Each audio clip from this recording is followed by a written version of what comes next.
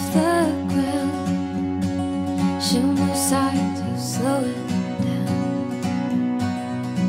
That's okay. That's okay.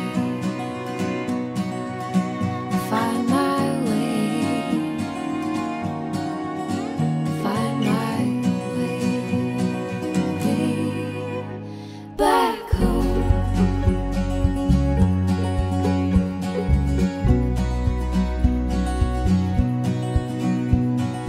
I've got a plan. You don't know it. See the future, but you don't show it. That's okay. That's okay.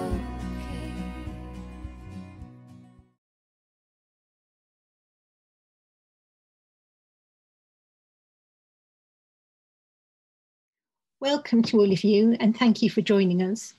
We all wish we could be together in real life, but we're also deeply grateful to Sheila and the team for making it possible for readers and writers to hear each other in other ways.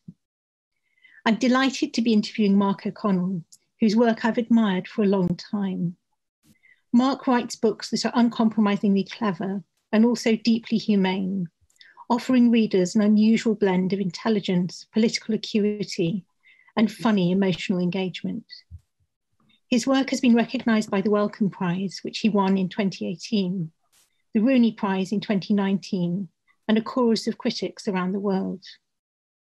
His new book, Notes from an Apocalypse, is brilliant and uncannily timely, which is part of the point. I've been teaching it on my MA course at UCD, and I'm very pleased indeed to speak to Mark now. Thank you, Sarah. It's great to see you. Yeah, So, see you. I wanted to start by thinking a bit about the relationship between fiction and non-fiction. You write so many things felt like a flashback sequence in the first act of a post-apocalyptic movie. And in your other book, All Utopian Futures are revisionist readings of a mythical past. One of the things that really interested me about both of your books, but particularly Notes from an Apocalypse, is the way you're kind of working against the fictional structures of thinking about apocalypse. And we're used to dystopian fiction and post-apocalyptic movies, and you're quite consciously pushing that away. Is prose non-fiction for you the genre in which we can escape those kinds of narrative patterns? Yeah, it's interesting. I think I'm probably quite conflicted about it because, you know, in terms of how I write, you know, a lot of people say I write like a novelist, you know, in the way that I, you know, write characters and sort of try to sort of externalize internal processes and psychological processes and so on. But I am, I think, suspicious of the ways in which nonfiction tries to set out its stall via quite neat narratives. There's maybe something slightly self-serving about that because I'm not a great storyteller. I don't really know how to tell stories. I don't think in that way. So I tend to, I tend to be quite suspicious of it, I suppose. But at the same time, I'm really fascinated by the way in which we think of reality, the real world, through the kind of frame of narratives and stories. And I'm maybe above all else intrigued by that kind of relationship between fiction and nonfiction and the way that they bleed into each other. So yeah, I think that comes across in the work without sort of writing, I think, in a novelistic way or in a sort of a neatly narrative way. Yeah, it feels to me as if you're very deliberately and thoughtfully resisting the narrative structures of fiction and those shapes, but also as if that must be a very deliberate and thought through writerly decision, because I think nonfiction does tend to fall into fictional shapes for exactly that reason, because we think in terms of narrative structure and we orient ourselves by stories that we already know. Yeah. So for you, that's it sounds as if maybe that's not as deliberate as I think it might be. Right, speaking of narratives being broken up, I have a 2-year-old who's just... That's what they're for. Sorry. I presume we can cut this out. Sorry. We'll keep it, because later on I'm going to talk a little bit about family life and writing. We could not have a better example. Hi. The narrative. There we go. Narrative disruption in person. We'll go back to Mama.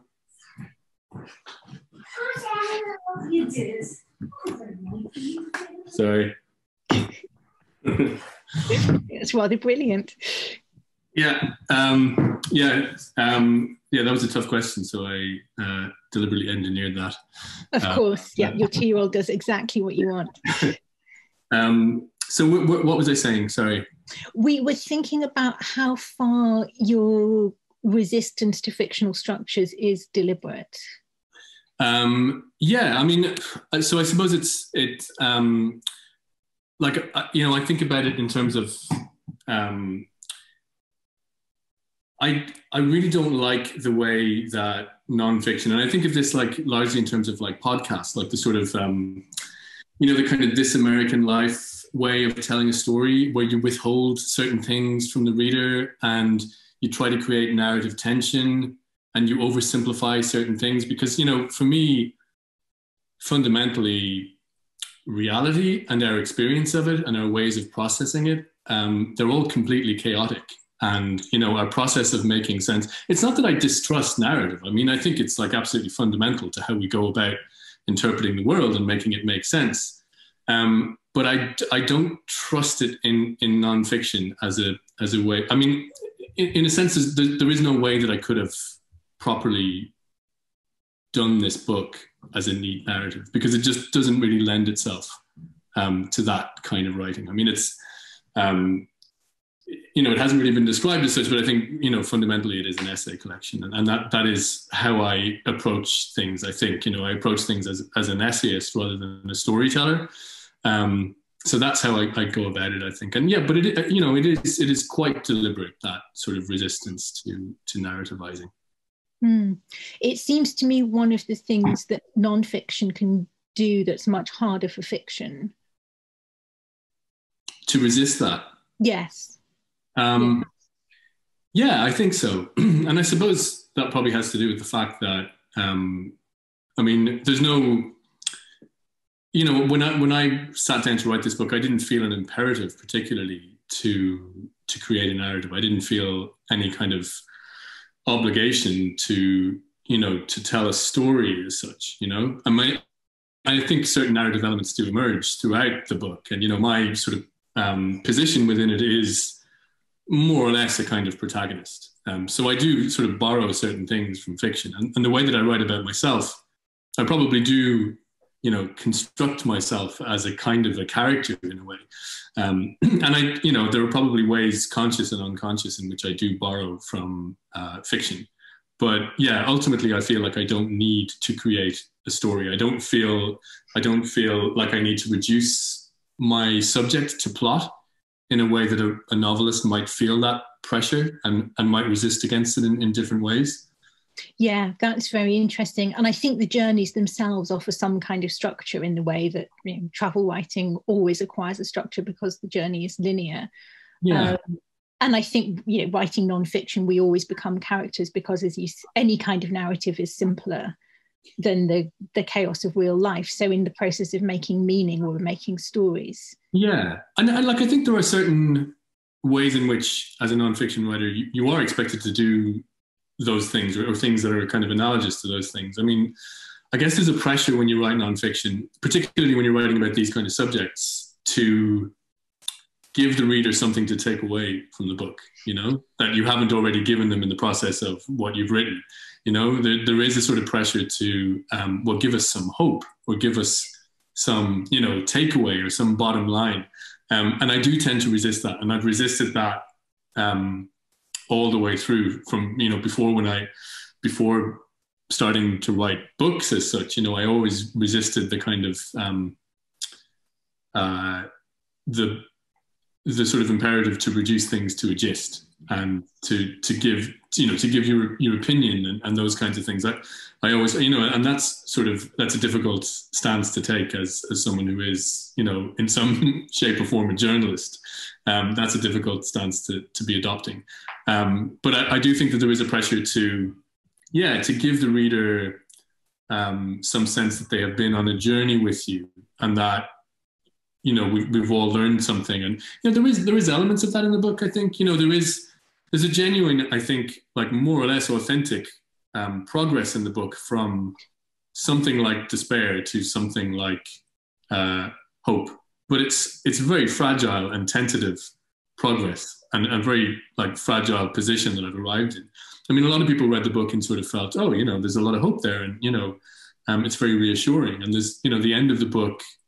It ends with my daughter, actually, who you've just seen cameo appearance. And, me kind of looking at my daughter breastfeeding with her mum. And, I'm looking at my phone and reading a story in The Guardian about the collapse of insect populations and wondering how long we can survive, but also just, throwing the phone onto the bed and deciding to just, invest my attention in my daughter and her sort of antics. And, there's a real sense of like, I suppose, joy in that ending, I think. And I wanted that to be there, and it was real, but also it's incredibly fragile. So I think to say that like, there is a journey from A to Z in the book is a little bit sort of, I think you can maybe take that from the book, but that's not how I feel about it. I think you'd have to try quite hard to take it that way. It felt to me like an exploration of how to live with the knowledge that we may be living in the end days. Yeah. Not how to come out hopeful. I'm always very suspicious when people say, but does it end hopefully? And I think, well, what exactly is there to be hopeful about? Yes. And surely the writing project now is to find ways to depict and represent and live with the state that we're in, rather than pull out some kind of star of hope at the end.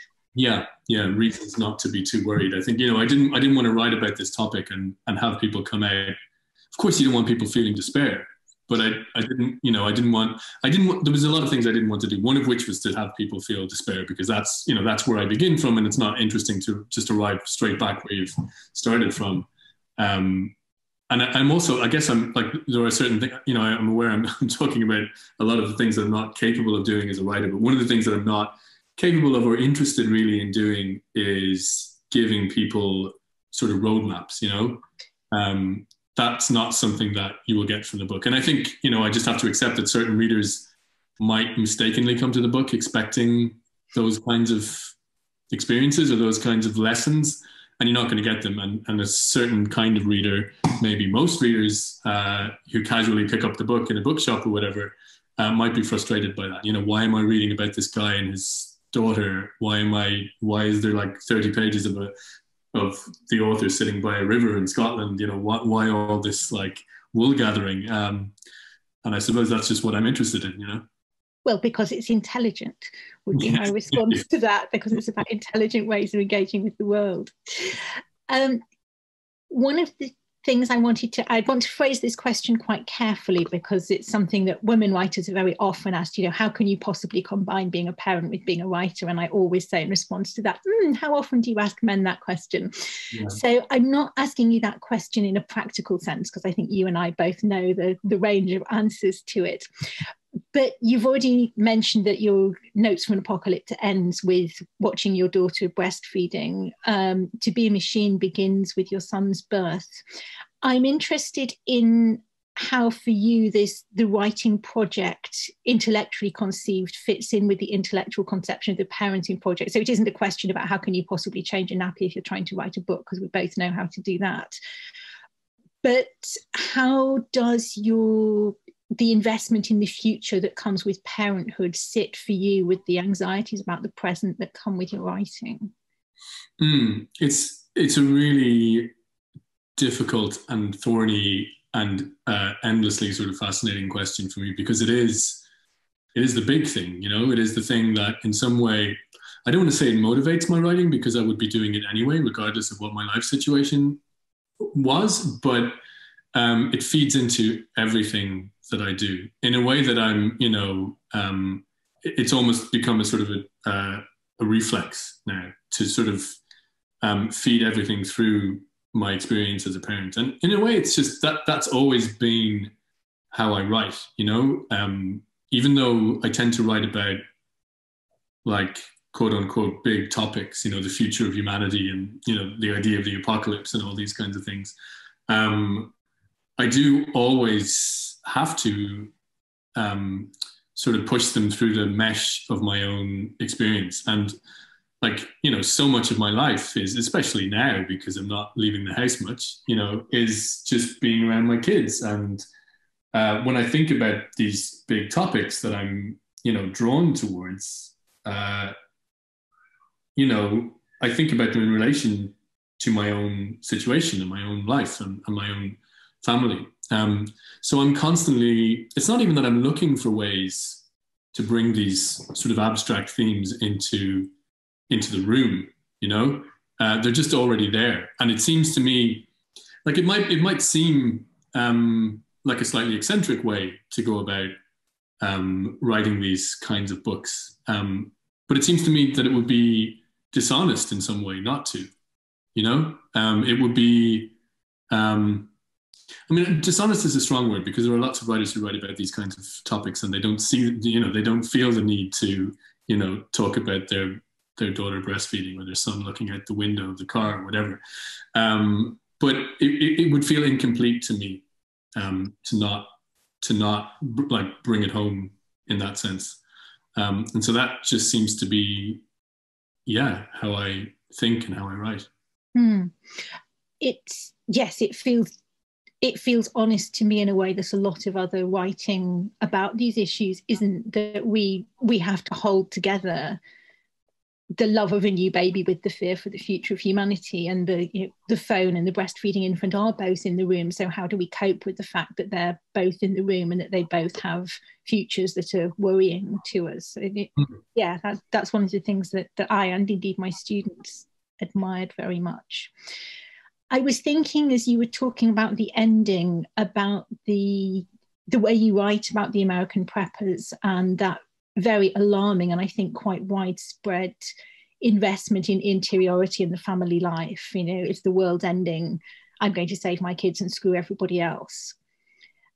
And I was thinking about how that sits with the love of one's own babies. In some ways that seems to me to be a very deep instinct to save your own children.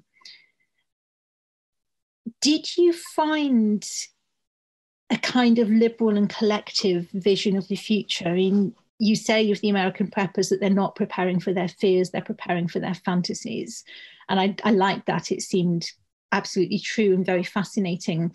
Did you find a liberal or collective fantasy to balance that right-wing fantasy? Fantasy is an interesting term here because I'm not sure that I did find like a fantasy of collective action. Or collective survival. But I did, in my own kind of experience, I did begin to think of community as being like the thing, and not being in conflict necessarily or at all with, the interests of the individual and the family. I think those things are absolutely, I think the individual doesn't make sense outside of the idea of a collective or community. And I think that's why I sort of go after preppers so much, because they're just a really irresistible foil and a way of thinking through, well, actually what is valuable about community, what is valuable about, civilization, to use that big term. And I think, they offer a way of thinking through it via sort of, counterpoints and opposites. No, but I to sort of, I guess I've sort of evaded your question somewhat. But I did, start to think a lot when I was writing the book about, well, what is the appropriate and good response to times of crisis. And it seems to me that involves other people, you know, being helped by and helping other people. I mean, it sounds very earnest and sort of like, you know, kind of obvious to say these things, but, you know, the experience of the last, you know, 9 months or whatever it is has really sort of borne that out, I think. You know, when all of this started to happen, you know, we did talk about, you know, should we move to the countryside? Should we get out of the city? What if everything collapses? And, you know, we just quite quickly realized that, you know, we don't live in the countryside. We don't know anyone there. We know people here, and our community is here. And, you know, we have people around us, and there's a sense of like, of life and possibility in the relationship with other people, and with, like, you know, small networks and larger networks and so on. So that's very much at odds with the kind of, you know, prepper, you know, battening down the hatches, stockpiling guns and tinned foods and looking after your own family and stuff attitude that I write about to some extent in the book. Yeah, I think COVID has taught us absolutely that there's no individuality, that we're only as well as each other, and we're only as safe as each other. Yeah, absolutely. Yeah. Would you like to read a bit? Sure, yeah. There's a little bit from the beginning of, from the sort of middle of the book, which is, it's in the context of quite a long and complicated chapter about a trip I took to the Scottish Highlands with a group of people on a wilderness retreat. And it involved, as I kind of alluded to earlier, sitting by a river for 24 hours by myself with no one else in sight, and just sort of thinking about nature and what we're doing to it, and a relationship with the natural world, and sort of trying and mostly failing to have an experience of nature. And this is just a short sort of passage in the book where I'm thinking about an experience that I had some months beforehand in Heathrow Airport, which is like, you know, the exact opposite of a kind of an experience of nature. It's an experience of technology and, you know, civilization at its most intense and in some ways precarious. So I'm just sort of looking back to that here. I'd had a weird experience at Heathrow Airport about a month before that trip to Allerdale. My first book had been published earlier that year, and I'd been flying a lot in the period since, to book festivals and other events, and running beneath the white noise of my days was a low hum of guilt and shame about the damage my own individual life was doing to the world, the future. In accordance with my anxious custom, I had arrived at the airport much too early, established myself at the conveyor belt of a Yo Sushi. I drank a Japanese wheat ale and then another. I racked up a tottering stack of colour-coded dishes, consuming marine species in delicate arrangements: mackerel, salmon, crab, octopus, tuna. Everything was in season. Everything presented itself for immediate acquisition from the moving platform that snaked around the bar, renewing its lavish stock as if by some fairy tale mechanism of self-replenishing bounty. I was aware of the rapidity with which people were coming and going, racking up their own little stacks of dishes before grabbing their briefcases, their flight bags, their backpacks, and hurrying for the gates. I'd been sitting there for perhaps an hour, longer than the intended Yo Sushi dining experience, when I became aware that my heart was racing, that I was experiencing a kind of abstract terror. I looked out over the heaving open-plan restaurant, with its ill-defined borders against other similarly heaving restaurants, a gastropub experience, a Heston Blumenthal branded solution for on-the-go molecular gastronomy, a high-end meat and two veg concern. In that delirium of commerce, the whole thing lay revealed to me in all its efficiency and excess, its bleak luminescence. I looked at the bright little plates of fish and rice and seaweed and meat as they sailed across my field of vision, cruising their way smoothly around the room to be plucked deftly now and then off the conveyor belt by mostly lone travellers, doughy and exhausted men in pinstripes, young couples in loosely fitting leisure attire. And I thought about the volume of animal and human flesh that was required to keep this system going, the raw tonnage of fuel needed to extract the fish from the sea and ship them to where they were processed, to get them to the gaping mouths of my fellow consumers. All these humans moving between all these places, all this ceaseless motion and consumption, all this hunger and money and flux. It was miraculous and terrible. And it simply couldn't last, was the obvious thing. It simply could not be maintained. The sheer weight and velocity of the system, all of it precariously undergirded by God knew what shifting substructures of finance and power. An airport is a place in which time and personal autonomy are suspended, in which the only freedom you possess is the freedom to make purchases. The aggressive automation of labor, the nightmare synthesis of fevered consumerism and authoritarian surveillance, the apocalyptic frisson of knowing that all this exists in service of and is dependent upon massive rates of carbon consumption. And always, too, the distant limbic hum of death, the screaming descent of the burning jet as the situation's presiding possibilities, the Chekhovian pistols unholstered at security and irrevocably introduced into the psychic theatre of air travel. The oppressive space of the airport, the junk space, to use Rem Koolhaas's unimprovable term, is the architecture of the future itself. Thank you. I love the Chekhovian pistols. I like that whole scene. I have to say, it fills me with a terrible, guilty nostalgia for Heathrow and airports and going places. I mean, that's kind of why I read it in a way, because it seems like, wow, what a glimpse of a way of life that just seems to be receding into the past. I mean, that's the thing about this book, is that, when it came out, so much of the sort of discussion about it, and I was, lucky to have such discussion, but it, the sort of word that was often used was, prescient, and the timing was like eerily sort of on the nose and all that kind of thing. But one of the things that I wound up feeling not even anxious about, but just sort of resigned about, was that, in fact, it was a book about a former era in some ways. Not so much the climate change. Of course, climate change is going nowhere, and we're going to have to deal with, much, much bigger problems than we're dealing with now. But the sort of premise of the thing, which is like this guy bouncing around the world, hanging out in airports and going, to, the Ukraine and Los Angeles, and the next chapter he's in, Chicago or wherever it is. It's it seems, what was that about?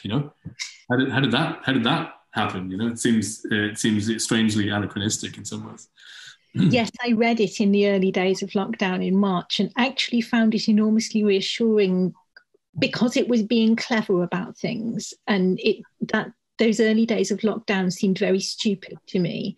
That there were a lot of very frightened people and a lot of very angry people, and people are not clever when they're very frightened and very angry. And so it was an odd book to read, because otherwise I was rereading Austen and Eliot and trying to stick my head in the sand. But I found the intelligence and the warmth deeply reassuring, and proof that it's possible to go on being warm and intelligent when the times are really scary.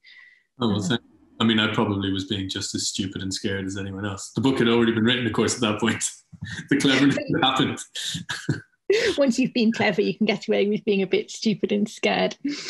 I'm sure you've been asked this a lot, and I was trying to think of a cleverer way of asking it, but thinking about that other era, about that travel that we used to enjoy and feel guilty about, or sometimes hate and feel guilty about, how has lockdown been for you as a writer? Are you one of those writers who really likes it and has got loads of work done, or is it driving you slightly crazy?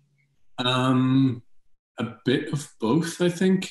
And it sort of evens out, basically. But yeah, no, I mean, one of the sort of ironies as time goes on is that when, in the period sort of leading up to the book coming out, I was already feeling like preemptively, I can be so neurotic about these things, but I was feeling like guilty and irritated by the amount of travel that I would have to do for the book. And it was great. I had all these trips lined up to the States and Australia, New Zealand and Europe and so on.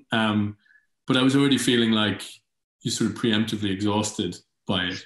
And then when the pandemic happened, there was an element of relief is really the last thing I was feeling. But, it wasn't one of the things I was feeling, even though it was the last thing I was feeling, because I didn't have to do all that stuff. I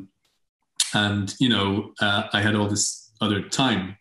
And now, you know, I think I can imagine nothing more delightful than sitting in a Yo Sushi in Heathrow Airport about to get on a flight to Ukraine or whatever. That seems to me to be like a delightful scenario to contemplate. So that's sort of one of the ironies. But yeah, no, I guess I have. Yeah, I've spent less time doing other stuff, and I'm at home with my family all the time, and I'm working in a spare room at home, so I don't have to go anywhere. There's a lot of sort of distraction and difficulty with being in a small house with two small kids, as you've seen. But at the same time, you just get used to it and you kind of work around it. So yeah, I think it's kind of netted out to some extent. Mm. And how have you found? I mean, the book came out just before lockdown, and you lost all those events. Do you mind not meeting readers and not having real live audiences? Well, it's been weird. I think if it was my first book, I would feel differently about it. I would have nothing to compare it to, of course, but I think the anticipation of a first book and, getting to meet people who've read your work and all that kind of stuff is like hugely exciting and sometimes a massive anticlimax, But yeah, no, I did enjoy all that stuff with the first book. But it was, it took away from being able to write as well. It's not like I was on a massive, worldwide publicity tour or whatever, but I get easily distracted, and, it took me months, the better part of a year really, when To Be a Machine came out to sort of settle down to do anything at all. But yeah, I have kind of missed it this time around, actually. I've missed, even just like seeing the book in shops and, meeting people out and about. I've met people, of course, who've read it now at this point, but, meeting readers as such is not something that's really happened this time around. So yeah, I guess I miss it in a sort of an abstract way. It's not like I'm sitting around moping about, missing my readers or anything like that, such as they are. But yeah, I guess there is a sense of like, it's been a year of anticlimaxes in a way, Yeah, I've missed real audiences desperately. I discovered my inner extrovert very quickly. Right. Just reading to rooms full of people and so on. I realised I must be a terrible narcissist. I love being on stage and talking to audiences. And yeah, I think I like it too. I think I do. I don't so much like the getting there. I don't like the sort of getting on a plane, especially like going over and back to the UK from here, getting on a plane and then getting on a train to London and then going from London to Cambridge or whatever, and then sitting in a room for an hour and then kind of thinking, well, how many books did I sell actually? What's the cost benefit analysis? And it's probably not healthy to think of it in that way, but I guess I sometimes do. But I do miss the experience of just being out there and meeting people and being like a person who's attached to the book in a way. Yeah, it's been a funny year in that sense. Yes, and we'll probably go on being. We're running a bit low on time, but I had one last question which kind of fits into the Scottish experience and the being in Heathrow. You're interestingly resistant to nature writing. I really loved the way you were dismissing aesthetic beauty in New Zealand. And you quite firmly don't do it in Scotland either. I mean, that 24 hours by the river on a Scottish hillside could very easily be a classically sublime experience, and you're absolutely not going there. Right. Can you talk a bit about that? Well, I'm very flattered by your implication that I just somehow wasn't interested in doing the classically sublime nature writing, as opposed to like it's just not a thing I can do. But yeah, no, I did think about that a lot when I was there and when I was writing about it as well.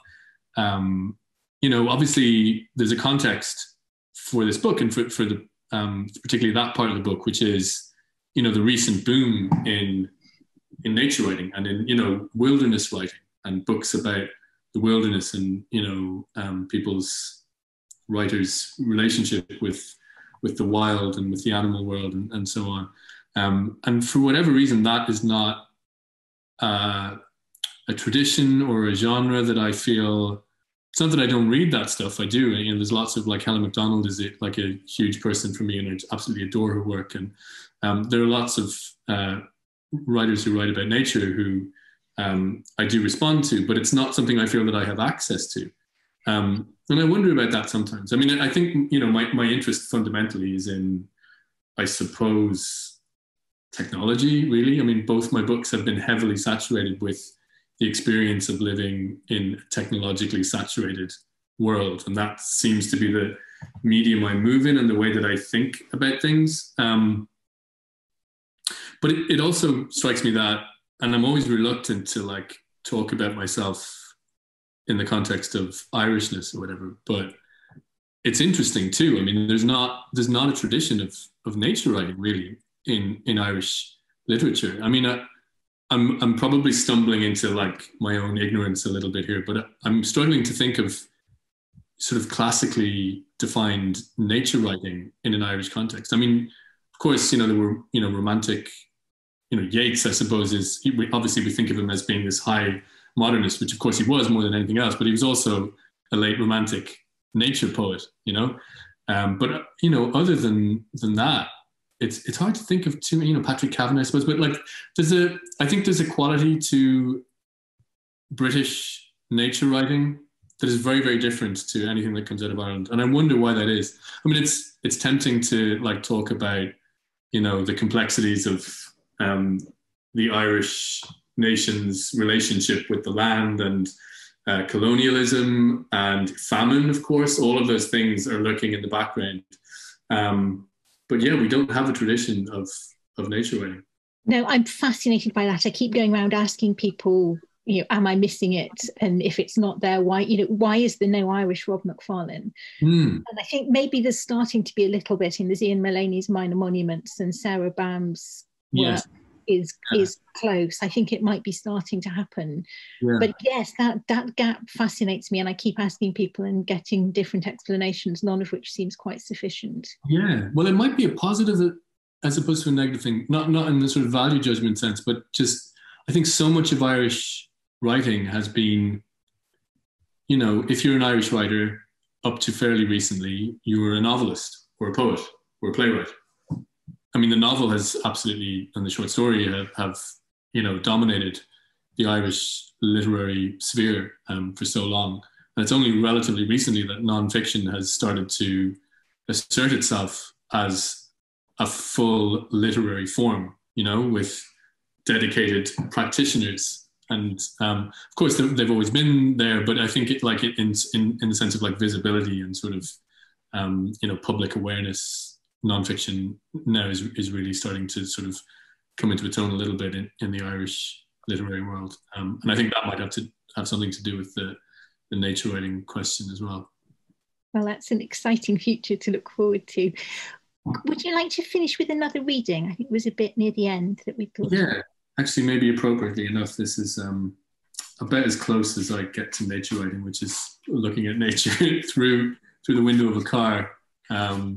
In fact, through the window of a car through my son's eyes. So, this is towards the very end of the book, actually.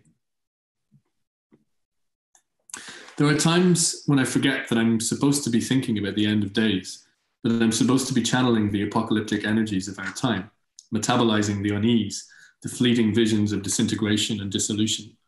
There are times when I live only in the present, and it's a good place for the time being.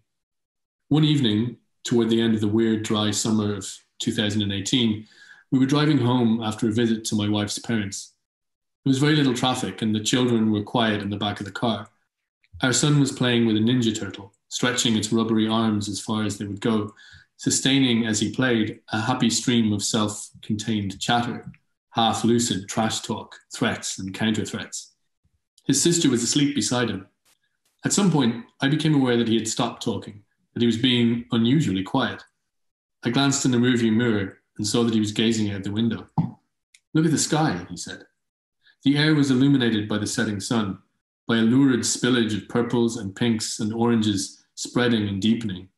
It was one of those spectacles only nature could have successfully pulled off. If anyone else had tried it, it would have looked garish and tasteless. By rights, it should have been an aesthetic catastrophe, but somehow it was working. "It's so beautiful," he said. His mother and I both agreed that it was lovely. For a while then, we said nothing, and he continued to stare out of the window at the blaze of colour. "But it's very interesting," he said. I waited for him to elaborate, but he seemed content to leave it at that. I'd never heard him use the word interesting in quite this way before, and I'd never known him to take much note of the sky. This was something new. He was right, I thought. It was very interesting, and I was very glad that he thought so. Thank you. I think that's a really good note on which to end, and it was a great conversation. So I want to say thank you to Mark and to all of you for joining us. The next event at 2 p.m. will be Corvery Madhavan in conversation with Felicity Hayes McCoy. And importantly, you can buy Mark's books online at kennys.ie or at any independent bookshop. Thank you again, Mark. Thanks so much.